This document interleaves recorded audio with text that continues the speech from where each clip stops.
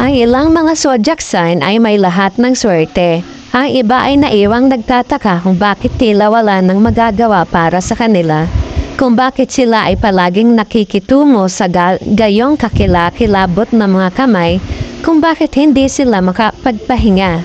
Narito ang mga zodiac sign na parang sila ang pinakamalas na zodiac sign, kahit na may mga magandang bagay sa unahan nila.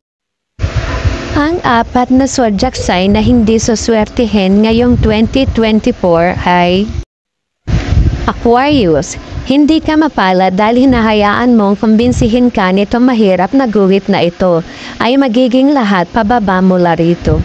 Ngunit hindi mo dapat itakda ang iyong sarili para sa pagkabigo. Hindi mo dapat ipagpalagay na lahat ng masamang bagay na maaaring mangyari sa iyo ay mangyayari sa iyo. Kahit na makaramdam ka ng kawalan ng lakas sa ngayon, ganap na posible na gumawa ng iyong sariling swerte. Patuloy na ilagay ang iyong sarili doon. Patuloy na kumuha ng pagkakataon sa iyong sarili. Patuloy na itulak ang iyong mga pangarap. Huwag hayaang kumbinsihin ka ng kaunting masamang kapalaran na hindi ka sapat, na may talento o sapat na katalinuhan upang makuha ang gusto mo. Kaya mo yan, kailangan mo lang ng kaunting pananampalataya. Taurus, pakiramdam mo ay malas ka dahil walang nangyayari sa iyo kamakailan. Sa tuwing nararamdaman mo, ang mga bagay ay sa wakas ay tumitingin, isang bagong balakid ang lalabas at magdudulot ng gulo. Bagamat pakiramdam mo ay paulit-ulit kang nababaliw, kailangan mong tandaan na ang mundo ay hindi talaga laban sa iyo. Hindi ka nakatakda mabigo. Madama ang hindi komportable na ito magpakailanman. Malalagpasan mo ang may hirap na oras na ito. Ikaw ay pagpunta sa dulo at sumabong.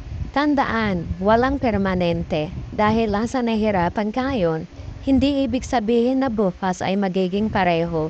Hindi kailangan ulitin ang kasaysayan. Gemini, pakiramdam mo ay malas ka.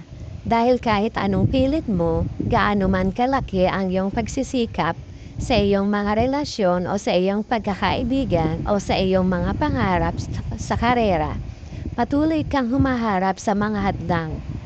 Ikaw ay patuloy na nagiging mas stress na nakatambak sa iyong plato.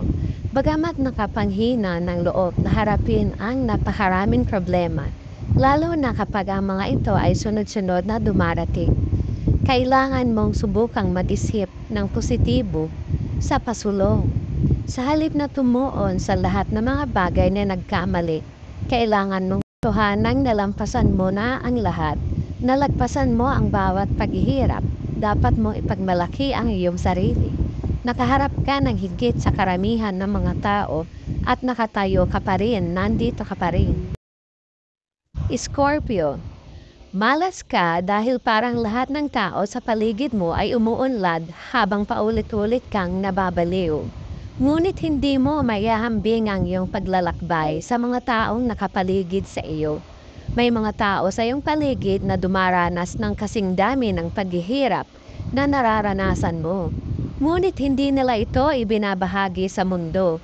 Kaya wala kang idea na sila ay nasa parehong bangka tulad mo. Bagamat maaari mong pakiramdaman na nag-iisa ka na yun, hindi mo maaaring ipagpalagay na ang kanilang buhay ay maayos paglalayag.